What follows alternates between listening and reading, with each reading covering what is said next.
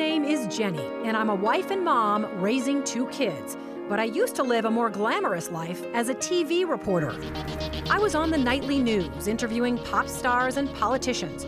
So when I said goodbye to TV and hello to motherhood, I suddenly discovered what we moms are up against. We live in a world that tells us to be rich and famous, thin and successful. You know, almost nobody says, "Oh, hey, you're a mom? That's fabulous." But you are fabulous, and I'm here to tell you why. It's the Channel Mom Show, celebrating you with Jenny Dean Schmidt. Dan, do we have a drum roll for our next guest? Okay, our surprise guest today is my very own mommy. She, of course, raised me and my brother, which is worth an interview right there. I should also mention my mother has a PhD, which is much more than I have, more letters than I do, and had an extensive career as a college professor, administrator, book editor, and she's also worked in the administration of philanthropic organizations. Back in the 70s, my mom and dad came up with a groundbreaking idea at the college where they were both teaching called a split contract, where they would each work part-time on the same contract so they could spend more time taking care of me and my brother. So that's how important my mother thought motherhood was. Isn't that awesome? Well, that's done today. I mean, it is done. It is done. I'm sure my parents paved the way. So if you have a split contract, you can thank my mom and dad. Welcome, Mom, Patricia Dean. We're so glad to have you on the show. Thank you. I'm very glad to be here. But, Good. You know, we should say that the split contract was partly because your father also wanted to be involved that's right. child You both rearing. wanted to take more. Yeah, that's right. Absolutely. And Dad did do that. In fact, it was more with my brother, Colin, that my dad spent time with him. Because he was home at the time, He was right? home. And you were already off in school. Absolutely. Well, so for this Celebrate Mom Day, I wanted to celebrate by having my mom here with me, and I am blessed to have her.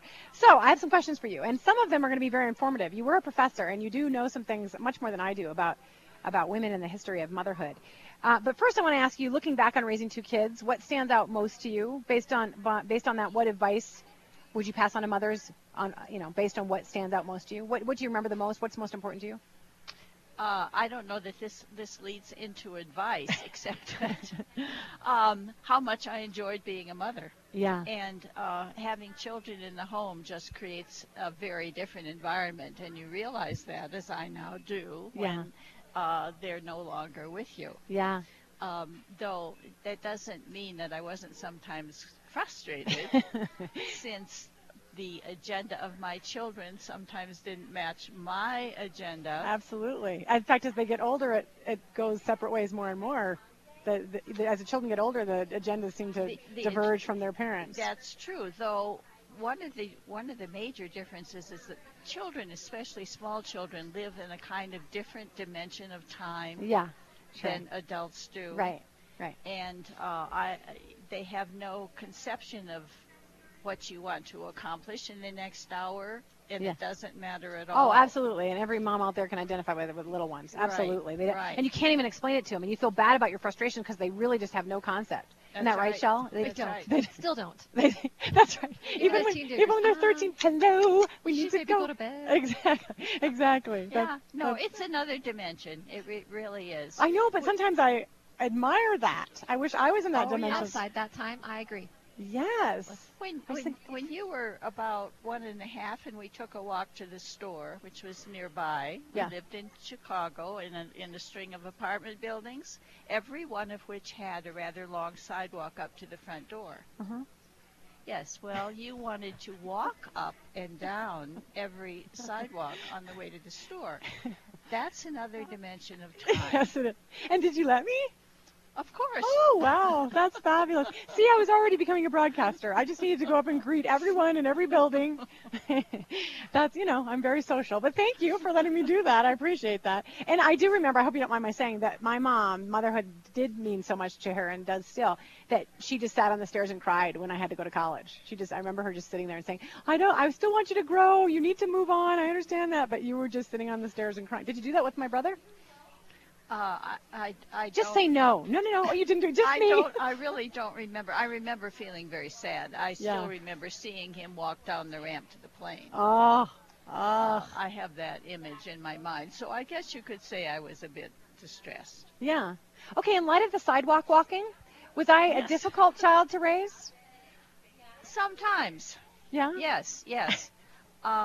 Any awful stories that we can share with yes. You, if you didn't like a decision we had made, if it went against your interests, you would argue endlessly. Oh. Endlessly. Yeah. What we realized after a certain point was that if we ever reversed our decision, it was a big mistake. Yes, because fuel for the fire. Exactly. It only made you more persistent the next time, convinced that if you argued long enough, you would win. Okay, well, I'm sorry about that. I will say that God has given me the great payback because my son is fabulous at arguing with me when I issue a decision that goes against him. We say he should be an attorney and I imagine just about every mom out there has one arguer. I'm not sure you do, Shelley. You have wonderful, docile children. They're passive arguers. Oh, passive. Okay. Yes. Okay. Yeah, well, my son will let me know, and it's probably a good lesson for me. So thank you for that, and I apologize for that.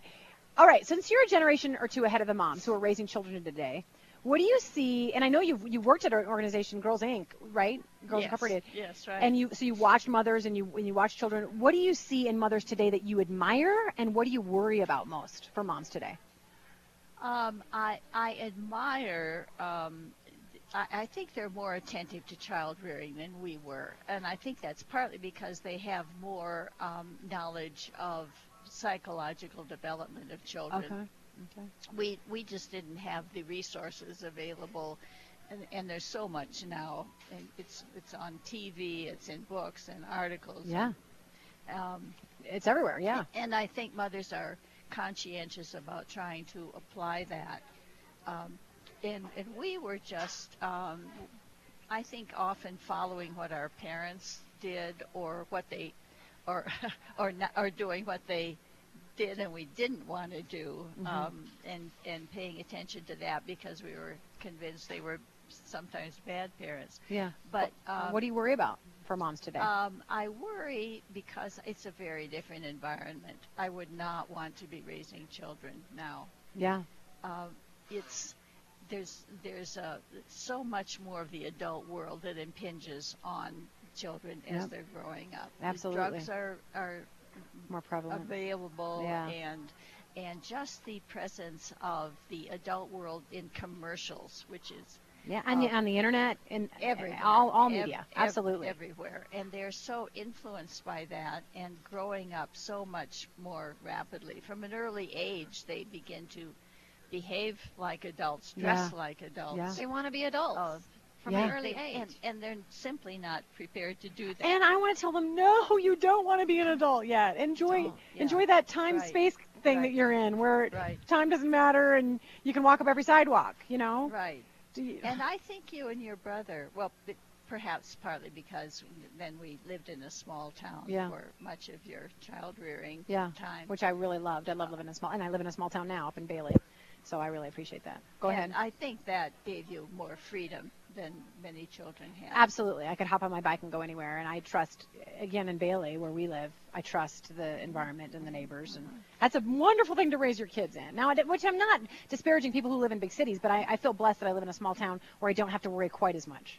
And Shelley, you made the move from a small town to a big town, so you know the difference in how you have to be cautious for your kids. You do, but it's the same thing. You just need to get to know your neighbors. You got to turn off the TV, go outside. Yeah. Amen. Amen. So you have a PhD, and you just happen to concentrate your studies in women's history. Not you, Shelley, my mom. Right. You're like, I do? My mom has a PhD in women's history. So as an expert in how conditions for women have evolved, because you really became an expert at that point, how they've evolved over the centuries, how do you think conditions for moms have changed in the last, several hundred years? Several hundred years. Well, okay. Come on, let's just cover it. Let's get right down to it. Yes. Well, I think that a lot of women today probably don't know that up until the mid-19th century, they really had no legal status. Okay. In marriage, the husband and wife became one person, and that person was the husband. Okay.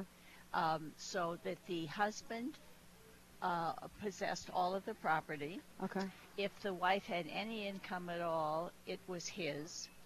Oh, interesting. The children, he was the official guardian of children. So if there were ever a separation, he got custody of the children, of the mother. Those property laws and the legal status of women really only began to change about the middle of the 19th century. Yeah, okay. And so that's a very different thing. I think that women just don't realize how recent. I have so many friends who've gone through divorce, and they just, I guess, wouldn't have gotten their children.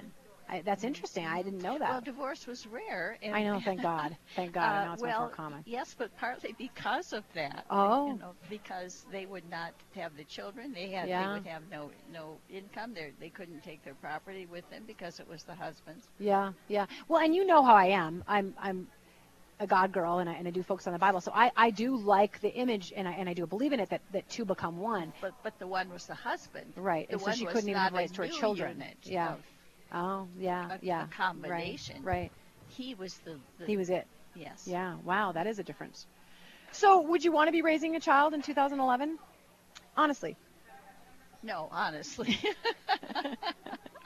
No, I would not. Yeah. I think it's really a very worrisome time for parents, and I sympathize with the struggle some parents must have just trying to keep their children away from the influences that they think would be harmful to them. Sure. And tell me what you think of, because I don't know that I've ever asked you point blank, but what do you think of the Channel Mom show that your daughter is doing and Celebrate Mom Day, and how do you view that, having been somebody who loved being a mother? I think it's a very good idea to call attention to the importance of mothers, and I think sometimes mothers can be so weary and so frustrated with trying to do things and failing. And overwhelmed by all the other things tugging at them too. Right. So they can get very discouraged, but I think it's important for you to keep reminding them of just how important their role is. Yeah. Well, and you know, because I was in the media, that having left the media and recognizing all the things that were held as important when I was in the media, and how I was considered important when I was in the media, and then as a mom I wasn't, and I thought, oh, good Lord in heaven, I'm doing so much more that's important to affect the world by the way I raise children than when I was telling you about how much snowfall we had when I was on television, or who won the lottery or whatever. I don't know that I was helping anybody on those days, but raising children is so much more important. So you know that it's the contrast that I find in the society where we hold up Kim Kardashian, but not the mom down the street who's raising 3 foster kids and 2 of her own, you know? Yeah, no, there really should be a change in priorities. But one thing I would like to add, minute, so and I know that this is not the purpose of your show, but fathers are very important, sure. And I think increasingly men are taking the responsibility for rearing children. Yeah, they are. I think your father was very important in your rearing and influenced you in many ways. Okay. It's a different kind of It is. Of relationship. So we applaud the fathers too here on the Channel Mom Show. Thank you, Dad. All right, and thank you, Mom, for being here. You're very welcome. We're so blessed to have you here at Celebrate Mom Day. All righty, so you're listening to the Channel Mom Show, where we are celebrating you on Mile High Sports Radio, AM 1510, FM 93.7. And today we're holding the very first Celebrate Mom Day to celebrate every single mother out there.